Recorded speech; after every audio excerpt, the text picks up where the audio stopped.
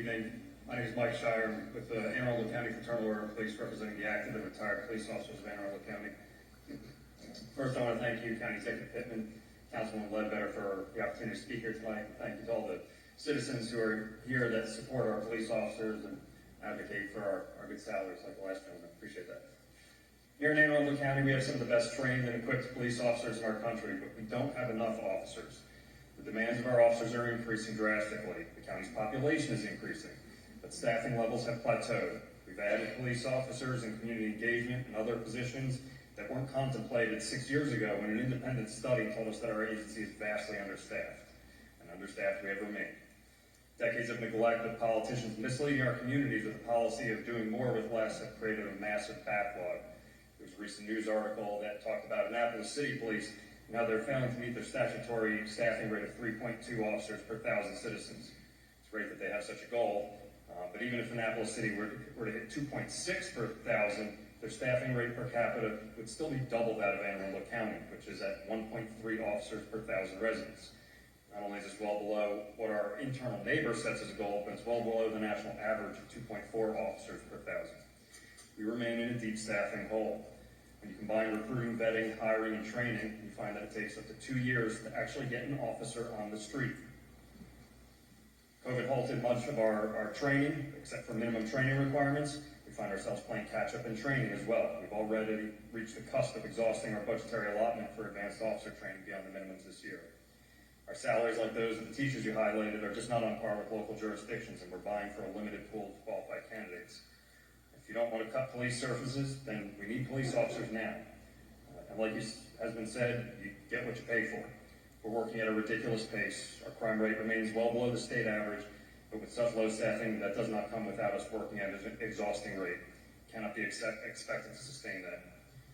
The executive director of the Police Executive Research Forum says there has to be a commitment to fundamentally train and compensate police at a level that makes them professionals.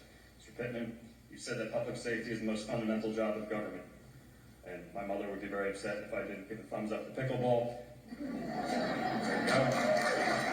But I hope that you, Mr. County Executive, can commit to our police officers to the same level that you've committed to these folks in their pickleball.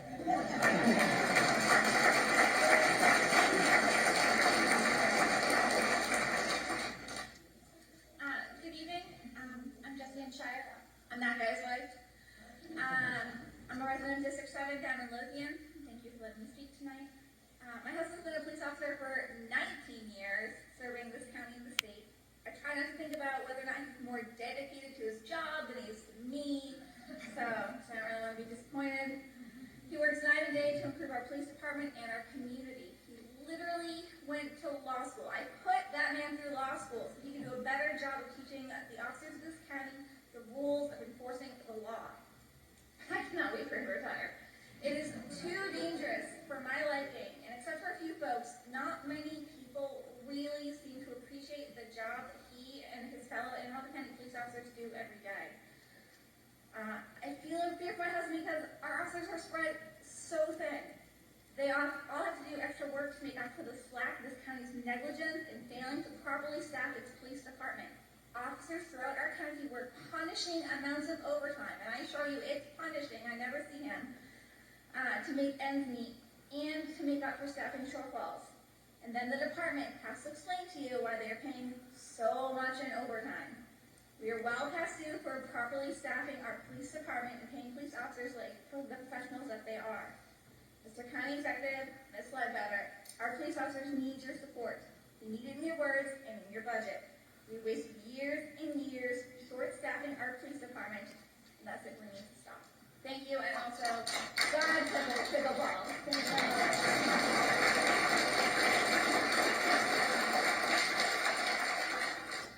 Hello everyone, I'm Brian with Anne Arundel County Professional Firefighters. Good evening, my name is Mike Mattia.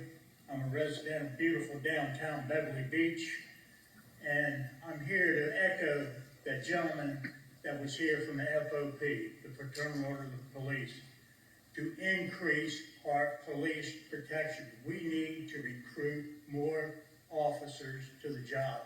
You just heard that gentleman a few minutes ago talk about living at the end of the county, down near the Calvert County line, how it takes so long for our people to get there. He's got to wait on Calvert County Sheriff's or Calvert County law enforcement to get down there. We do not have enough officers on the street, okay? Now, everybody in this room lives in beautiful downtown Southern District. Southern District is #1 for having the lowest crime in the entire county. We are #1 in fact, thanks to our dedicated police department. They're not getting enough support from the top down. We need more bodies on the street. We're glad that they remodeled the academy. The old academy was a disaster. It's been remodeled. Now we're getting ready to put in some more stuff up there. That's great. We need more bodies on the street. We need a stronger recruitment from people to get them on the street. I'm the president of Southern District's Police Community Relations Council. We are an all-volunteer organization. We are a liaison between the community and the department. We meet the third Thursday of the month at Southern District Station. I invite each and every one of you to come down the third Thursday this month.